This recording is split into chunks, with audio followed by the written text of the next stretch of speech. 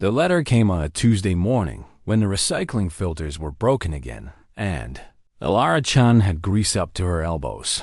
She almost threw it away with the rest of the junk mail that piled up outside her tiny apartment on Earth's reclamation. Colony 7. But something made her stop. The seal on the envelope was unlike anything she had ever seen before. It shimmered with colors that seemed to move and shift like living light. When she broke the seal, the words floated up from the paper and hung in the air before her eyes. Congratulations, Elara-chan of Earth. The floating text announced in a voice that seemed to come from everywhere at once. You have been selected for admission to the Valen Celestial Academy. Elara laughed so hard she nearly choked on her morning coffee. The Valen Celestial Academy was the most prestigious school in the known galaxy for 12,000 years. It had trained the most powerful beings from over 700 star systems. Students there could shatter moons with their minds. They could outrun beams of light. They could bend the fabric of reality itself like it was nothing more than wet cloth. And here was Elara-chan, 23 years old, human, working double shifts in the sanitation department just to afford protein paste and a room smaller than most. Storage closets. She had no psychic powers, no genetic enhancements, no cybernetic upgrades beyond the basic translation chip everyone on the colony got at birth. The only remarkable thing about her was that she had survived 3 industrial accidents. That should have killed her. The first time, a pressure valve exploded and threw her across the room. The second time, she fell into a waste processing tank and nearly drowned in chemicals. The third time, a cargo loader malfunctioned and crushed her left leg so badly the doctor said she would never walk again. She walked out of the hospital 6 weeks later. Stubborn, they called her, too dumb to know when to quit. But none of that made her special enough for the Valen Celestial Academy. She tried to ignore the letter. She went back to work and fixed the recycling filters and ate her protein paste dinner alone in her apartment. But the letter would not let her forget.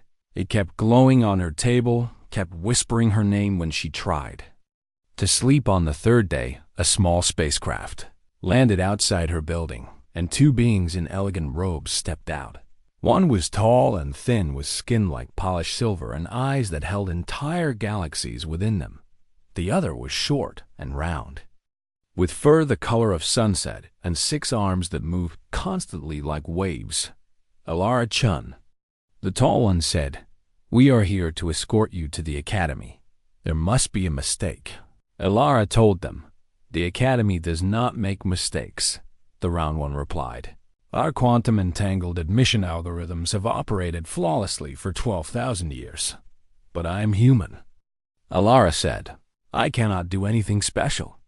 The 2 beings exchanged a look that Elara could not read. "You have been selected." The tall one said simply, "That is all that matters." And so Elara-chan packed her few belongings into a bag that had belonged to her mother and stepped onto a spacecraft that would carry her across the stars. The journey took 3 days. 3 days of staring out windows at nebulae and star clusters and wonders that made her feel smaller than she had ever felt before. 3 days of wondering what terrible joke the universe was playing on her. When the academy finally came into view, Elara forgot how to breathe. It was not a building.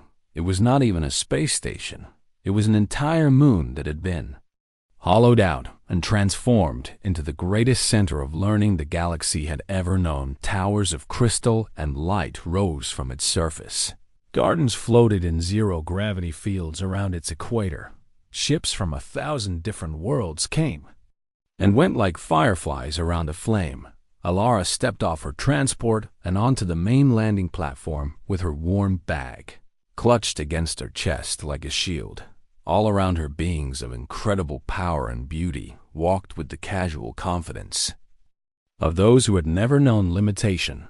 A creature made entirely of living flame drifted past without even glancing at her. A group of students with 4 arms and skin like blue marble laughed at some joke she could not understand. A being that seemed to be made of pure sound hummed a melody that made Elara's bones vibrate. And there she stood, small and soft and ordinary, a human among gods. The orientation hall was the size of a small city. Thousands of new students gathered there, and Elara found herself pushed to the very back where no one could see her, which was fine. She did not want to be seen. The headmaster appeared on a floating platform high above the crowd. His name was Silverix, and he was of Vareth. His body was made of living crystal that caught the light and scattered it into rainbows. When he spoke, his voice carried to every corner of the massive hall without any apparent effort. "Welcome to the Valen Celestial Academy," Silverix announced.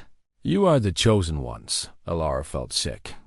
"You have been selected from billions of candidates across 700 star systems." The headmaster continued. "Each of you possesses gifts that set you apart from your fellow beings." She looked down at her hands, ordinary human hands, soft and weak and unremarkable. "Here you will learn to harness your potential," Silverix said. "Here you will become the leaders and protectors of the galaxy." Someone nearby noticed Elara for the first time. A Lexian noble with skin like burnished gold and eyes that glowed with barely contained psychic energy. He looked at her the way someone might look at a bug that had crawled into their food. "What is that?" he whispered to his companion, loud enough for Elara to hear. "I think it is a human." His companion replied, "How did it get in here?" They laughed. It was a cruel sound. Elara pretended not to hear. She had learned long ago that the best way to survive was to become invisible, to take up as little space as possible, to wait for the storm to pass. But something told her that this storm would not pass so easily. Something told her that she was about to face the hardest fight of her life, and she would have to face it alone. 2 weeks later, Headmaster Silverix discovered the error. A single corrupted data packet had switched Elara's file with that of a Kref-Ani prodigy who had died during transport to the academy. The algorithms had not failed. They had simply processed bad information. But galactic law was absolutely clear on this matter. Once a student was accepted, they could not be expelled without proper cause. And being human was not proper because Silverix looked at Elara's file and felt something he had not felt in 3,000 years. Pity. She would not last a month. She would quit within days. Everyone knew it. Everyone was certain. But Elara-chan had survived 3 accidents that should have killed her. She had walked out of a hospital when doctors said she never would. She was stubborn, and she was human, and she did not know how to quit. The galaxy's strongest academy was about to learn what that meant. The first morning of classes nearly broke her. Elara woke before dawn in the small room she had been assigned at the very edge of the student housing district. Her roommate was gone. Kira was her name, a Silith with 4 arms and compound eyes and skin that shifted colors based on her mood. She had taken one look at Elara the night before and requested a transfer to different quarters. The academy granted it within the hour. Elara tried not to let it hurt. She dressed in the standard uniform that hung loose on her small frame and made her way to her first class combat. Harmonix was held in an arena carved from a single piece of black stone that seemed to absorb light itself. The instructor was a Morden warrior named Thax, whose body was covered in natural armor plates and whose 4 eyes never seemed to blink. Today you will learn to channel your inner energy into a focused projection, Thax announced to the class. This is the foundation of all combat techniques. He demonstrated by raising one clawed hand and releasing a beam of pure white energy that punched a hole through a training dummy made of reinforced metal. Now, you will try. One by one, the students stepped forward at Dexian. Noble unleashed a wave of golden light that vaporized 3 dummies at once. A bios, being made of living shadows, wrapped tendrils of darkness around its target until nothing remained of Vareth. Crystal being shattered the ground beneath its dummy with a single pulse of resonant energy. Then it was Elara's turn. She stepped forward and raised her hand. She focused with everything she had. She thought about energy and light and power. Nothing happened. She stood there with her arm extended while the class began to whisper and then to laugh. Thax watched her with an expression that might have been disgust or might have been confusion. "Human," he said finally, "do you possess any combative abilities whatsoever?" "No, sir," Elara replied quietly. "And why are you here?" "I was accepted." More laughter from the class tags made a sound deep in his throat that Elara's translation chip could not interpret. "Sit in the corner," he told her. "Try not to get in the way." She sat, she watched, and she began to take notes. Her next class was dimensional mathematics.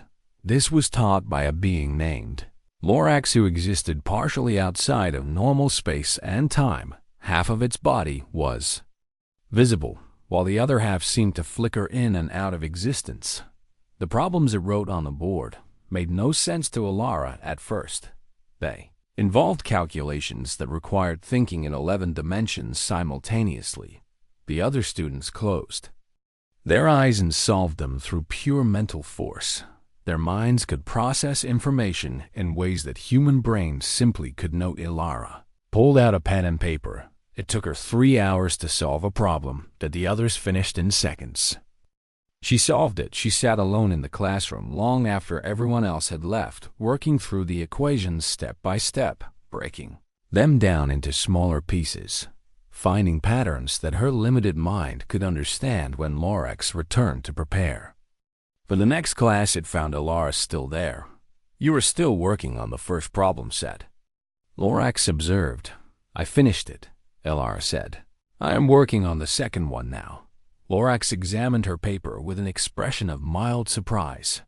"Your methods are primitive," it said, "but your answers are correct." It was not a compliment, but it was not an insult either, and that was more than Elara had expected. The days blurred together after that.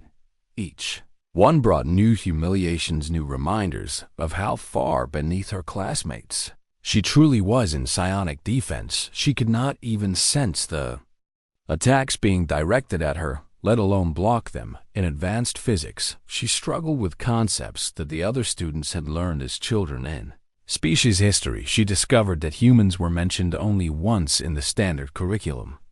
Footnote describing a primitive race that had barely achieved spaceflight. Her body suffered as much as her pride. The physical training sessions were designed for beings with enhanced strength and rapid healing. Ala's muscles tore and her bones cracked, and her skin split open under pressures that barely registered to her classmates. She spent more time in the medical ward than in her own quarters. The healers there came to know her by name. "You should quit," one of them told her kindly. "There is no shame in admitting you do not belong here." "I was accepted," Elara replied. "I belong here until someone tells me otherwise." She meant it, even when she did not believe it herself. But something strange began to happen as the weeks passed. Elara started to notice things that the other students missed in combat harmonics. She could not project energy, but she could see the tiny movements that preceded each attack, the slight tension in a shoulder, the shift in weight from one foot to another, the brief flicker in the eyes before a strike was launched. She filled notebooks with these observations. Patterns emerged, weaknesses revealed themselves. Her classmates were powerful beyond imagination, but they were also predictable. They had never needed to study their opponents because they had never faced opponents who could challenge them. Professor Vashton was the first to notice her potential. He was a Gelon, a predatory species with 6 limbs and a mouth full of razor teeth, and a reputation for cruelty in the classroom. His course was tactical theory, and unlike every other class at the academy, it did not require any special abilities.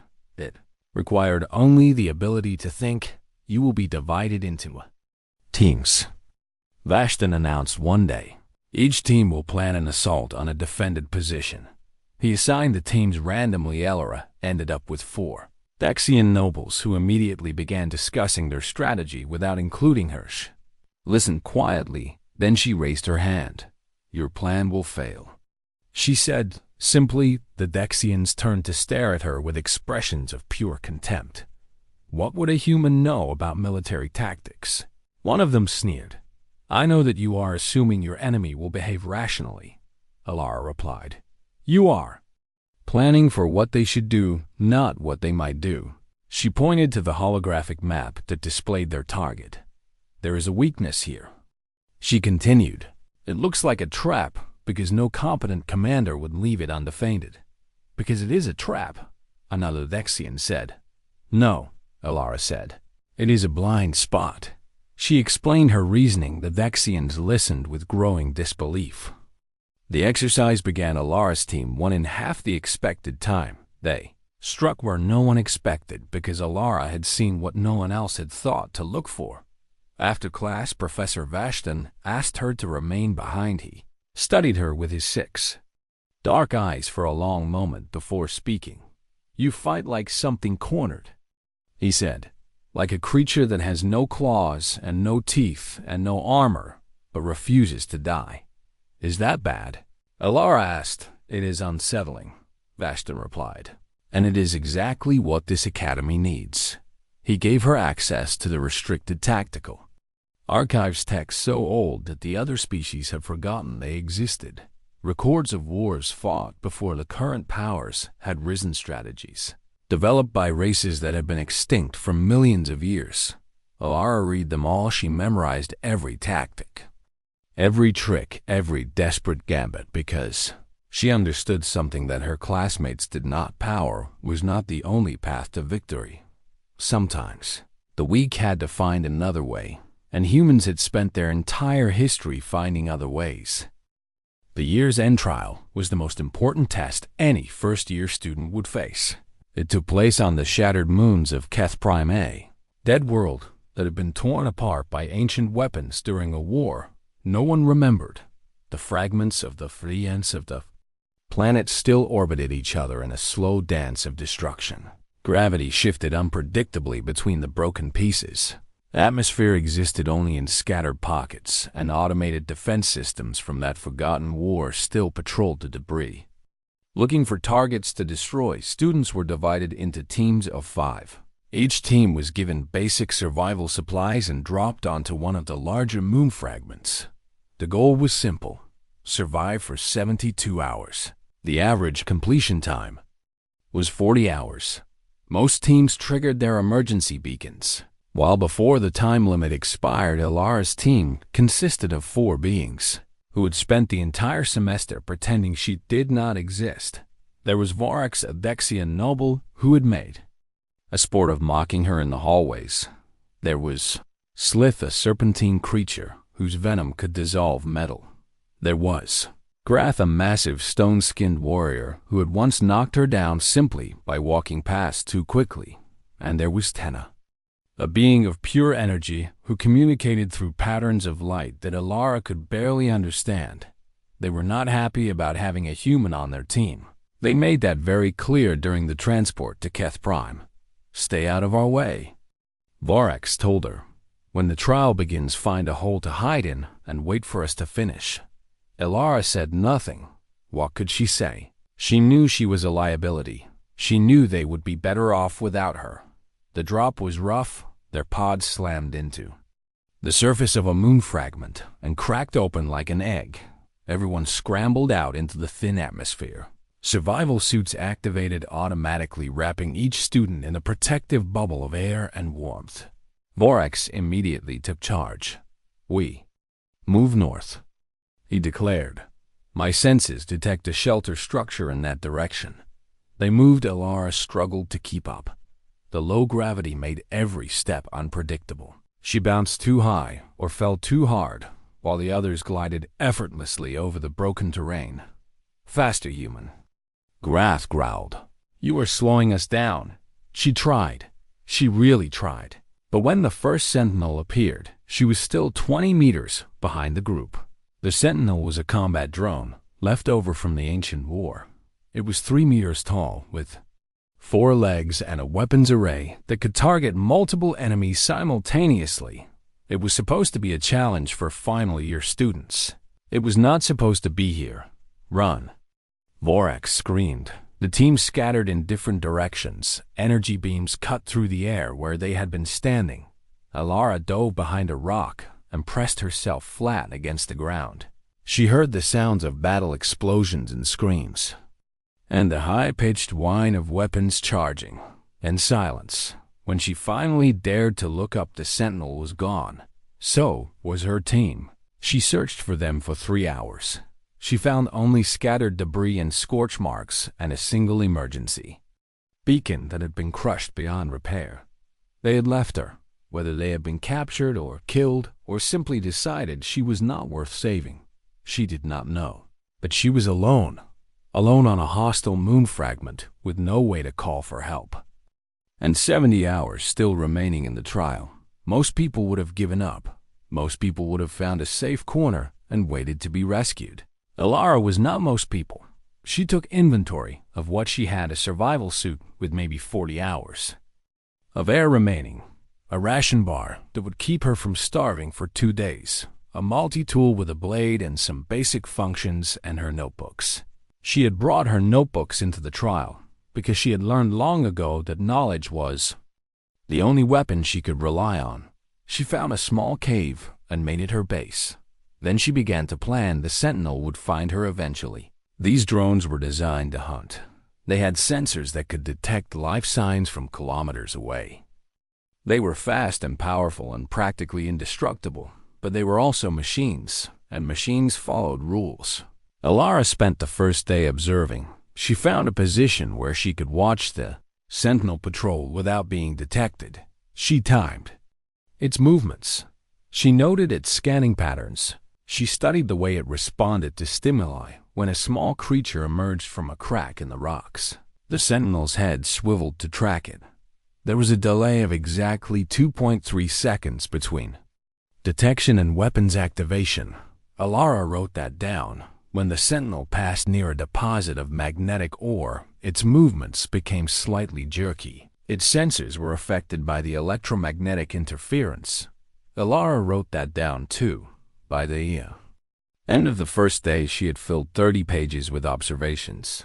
The sentinel was not invincible. It had patterns, it had weaknesses, it could be beaten. But not by force. She spent the second day setting traps, using pieces of debris and her multi-tool. She created distractions, false heat signatures, made from chemicals she extracted from her suit's waste recycler. Movement triggers that would draw the sentinel's attention in the wrong direction. A maze of passages through the broken rocks that she could navigate, but the large drone could not. The sentinel found her on the third day, just as she had planned. It detected her heat signature and came hunting. Alara ran not away from the drone, but toward it, toward the narrow passage she had prepared. The sentinel followed. Its weapons fired again and again, but Alara had studied its targeting patterns. She knew exactly when to dodge, exactly when to drop, exactly when to change direction. The drone was faster than her, stronger than her, smarter than her in many ways, but it could not adapt. It could not think beyond its programming, and Alara had been adapting her entire life. She led it through the magnetic ore deposit, where its sensors flickered and failed. She triggered her distractions, one by one, drawing its fire away from her actual position. She ducked through passages too small for its massive frame. And when it finally cornered her in a dead end, she was ready. The sentinel raised its weapons array. Alara threw herself forward. Not backward like it expected. Forward into the 2.3-second gap between detection and firing. She jammed her multi-tool into a joint in its leg. The blade snapped, but the damage was done. The leg seized, and the sentinel stumbled. It took her 3 more days. 3 days of hit and run attacks. 3 days of barely sleeping and rationing her last bits of food. 3 days of getting hurt again and again as the drone landed glancing blows that would have killed a lesser being. Her left arm broke on the 4th day when she mistimed a dodge. She set the bones herself using wire from her suit and pieces of metal scavenged from the rocks. The pain was incredible. She kept going. On the 6th day, the sentinel finally fell. Its systems failed one by one as the cumulative damage overwhelmed its ability to repair itself. Alara sat beside its deactivated hulk and waited. When the rescue team found her 12 hours later, they could not believe what they were seeing. A human of first year student sitting next to the remains of a combat drone designed to challenge the Academy's best. She had beaten it with maintenance tools and patience and the absolute refusal to die. The footage spread across the Academy within hours. Everyone saw the tiny human girl leading the massive war machine through her traps. Everyone saw her set her own broken bones and keep fighting. Everyone saw her sit calmly beside her fallen enemy, as if she had done nothing remarkable at all. The galaxy's strongest Academy had just learned something important. Humans did not know how to give up. Everything changed after the trial. Alara returned to the Academy with her arm in a regeneration cast and found that she was no longer invisible. Students who had ignored her for months now stared openly as she passed. Whispers followed her through the corridors. Some were hostile. The Vexian nobles in particular seemed offended that a human had accomplished what many of their kind could not. But other whispers carried a different tone: curiosity, respect, even admiration. The first one to approach her was Kira, her former roommate. The Silith who had requested a transfer within hours of meeting her. Kira found Alara in the library 3 days after the trial ended. She stood at the edge of Alara's table with all 4 arms wrapped around her body. In what Alara now recognized as a gesture of shame, "I came to apologize," Kira said quietly. "For what?" Alara asked without looking up from her books. "For leaving," Kira replied. "For assuming you were worthless because you were human." Alara finally raised her eyes. Kira's skin was a deep blue color that her translation Chip identified as genuine remorse. "I watched the footage," Kira continued. "I saw what you did. I survived," Alara said simply. "That is what humans do." "No." Kira shook her head. "You did more than survive." She sat down across from Alara without waiting for an invitation. "I failed my own trial," she admitted. "My team won, but I contributed nothing." "Why?" "Because I relied on my abilities," Kira said. "When they failed me, I had nothing else to fall back on." She gestured at the books spread across Alara's table. "You study everything," she observed. "You write everything down." "I have to," Alara replied. "My brain cannot hold information the way yours can. That is what I want to learn." Kira said, "How you organize your thoughts without a hive mind to help you." Alara stared at her for a long moment. No one had ever asked to learn anything from her before. "Pull up a chair," she said. Finally, Kira was the first. She was not the last. Vel came next, a young Vexian noble with golden skin that had lost its shine. His family was one of the oldest and most powerful in the galaxy, but Vel himself had been a disappointment to them. Since birth, his psychic abilities were weak by Vexian standards, barely stronger than a human's natural mental defenses. He had spent his whole life being told he was not good enough. When he saw the footage of Alara defeating the Sentinel, he felt something shift inside him. If a human with no powers at all could accomplish such things, then maybe he was not as worthless as his family believed. Found Alara in the combat training arena early one morning. She was practicing hand-to-hand techniques against a holographic opponent. Her movements were clumsy and slow compared to the aliens who trained there, but they were precise, every strike aimed at vulnerable points, every dodge calculated to conserve energy. "You move differently than the others." Val Observadelar finished her sequence before responding. "I cannot match their speed or strength," she said, "so I focus on efficiency. Can you teach me?" Vel's request surprised even himself. Vexians did not ask humans for help. It simply was not dumb, but Alara just nodded as if it were the most natural thing in the world. "Tomorrow," she said. Same time. Ren arrived a week later. He was a Morban warrior from the highest caste of his species. His body was covered in natural armor that could deflect energy weapons. His claws could tear through starship hulls. He had never lost a fight in his entire life, and he was terrified. The fear had crept up on him slowly over the past year. Every victory felt hollow. Every challenge seemed pointless, because he knew deep down that he had never truly been tested. His victories came from the gifts he had been born with, not from anything he had actually earned. When he watched the footage of Alara setting her own broken bones and continuing to fight, he felt something he could not name. It took him 3 days to work up the courage to approach her. He found her surrounded by a small group of student Skira, and Val and a few others who had begun gathering around her in recent weeks. "I have a question." Ren announced. The group fell silent. A Morden warrior speaking to a human was almost unheard of. "Ask." Alara said. Ren struggled to find the words. His species was not built for vulnerability.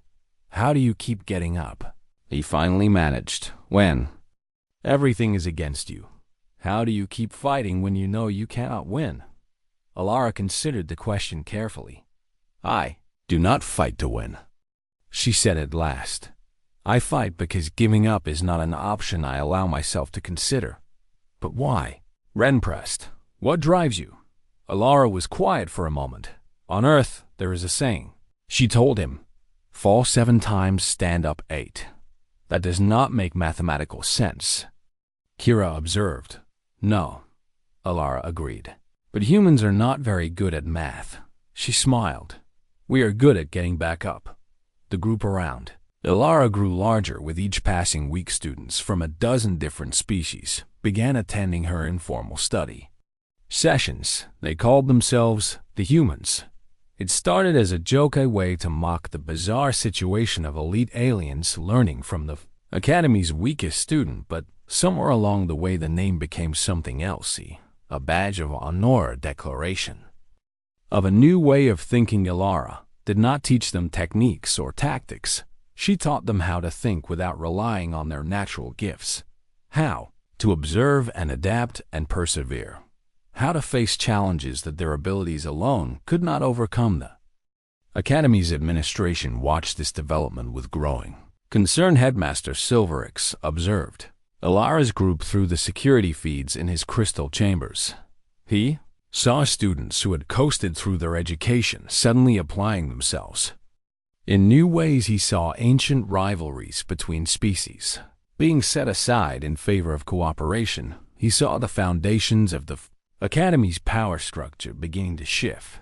This was not what the Academy had been built for. For 12,000 years it had trained the galaxy's most powerful beings to rely on their power that was the natural order of things. The strong ruled, the weak served. Humans were supposed to be the weakest of all, but this human was changing everything, and the old powers were beginning to notice. Silverix received his first complaint from the Vexian High Council at the end of the month. Their children were being contaminated by human ideas. The Morden War Ministry sent a similar message a week later. Even the Vorth Collective expressed concern about the disruptive influence spreading through the student body. The headmaster listened to their complaints and made reassuring sounds, but he did not act against Alara Becca's deep in his ancient crystalline heart. He was beginning to wonder if the Academy had been wrong about humans all along. The challenge came at the worst possible time. Alara was in the medical ward, recovering from another brutal training session when the summons arrived. A holographic seal materialized above her bed, bearing the mark of the Conclave of 12, the Tufmaze of 12. The Conclave was the Academy's elite council of senior students, 12 beings selected from the most powerful families in the galaxy. Each one was a prodigy destined for greatness. Each one had more power in their smallest finger than Alara had in her entire body, and they had invoked the ancient rite of demonstration. This was an old lore from the Academy's founding days. It allowed the Conclave to challenge any student whose presence they deemed unworthy. If the challenged student could not prove their worth in single combat, they would be expelled immediately. No appeals, no second chances. The message was clear. The old powers had grown tired of watching a human change their Academy. They wanted her gone. Alara had 3 days to Prepare. She spent the first day reading everything she could find about the rite of demonstration. The rules were simple. She would face a champion chosen by the conclave. The fight would continue until one combatant surrendered or was unable to continue. Weapons and armor were forbidden. Only natural abilities were allowed, which meant her opponent would have every advantage imaginable. The conclave's champion was announced on the second day. Mistakethe. The name sent a chill through everyone who heard it. Mistakethe was the most powerful psychic the Academy had seen in generations. He could stop hearts with a thought. He could crush bones without touching them. He could reach into minds and tear them apart from the inside. There were rumors that he had killed 3 opponents in previous demonstrations. The Academy had covered up the deaths to avoid scandal. Alara's friends gathered around her that night. Kira and Vel and Ren and dozens of others who had come to call themselves humans. They begged her to find another way, to appeal to the headmaster, to flee the Academy entirely. But Alara shook her head. If I run, they will say I was never worthy to be here. She told them, everything we have built will mean nothing, but you will die. Kira protested. Maybe, Alara admitted, but I will die standing. The arena was full when the day of the challenge arrived. 10,000 beings from across the Academy had come to watch. Some came hoping to see the human finally put in her place. Others came hoping for a miracle. Alara walked onto the sand wearing nothing but her basic training uniform.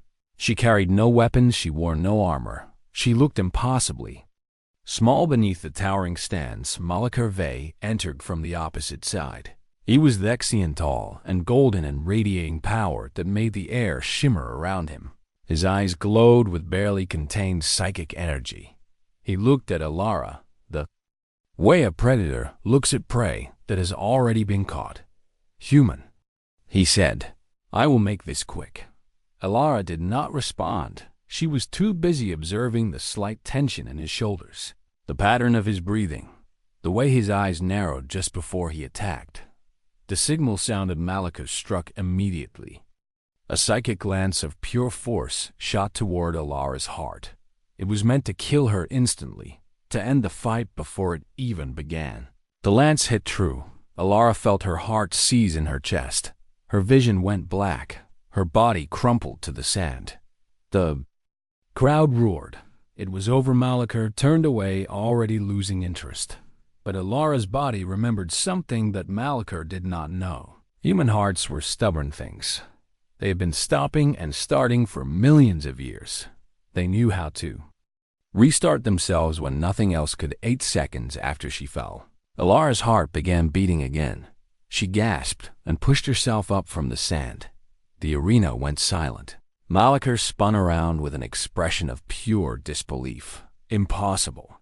He whispered. Alara smiled through the blood running from her nose. You Thexians always forget, she said. Humans are very hard to kill.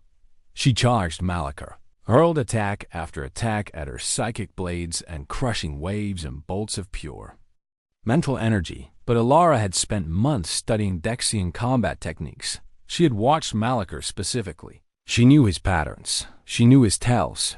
She knew exactly where each attack would land before he launched it. She moved like water through his assault, dodging left when he expected right, dropping low when he aimed high, closing the distance between them one impossible step at a time. Mistakethe began to panic. He had never faced an opponent who could survive his attacks. He had never needed to learn what to do when his power was not enough.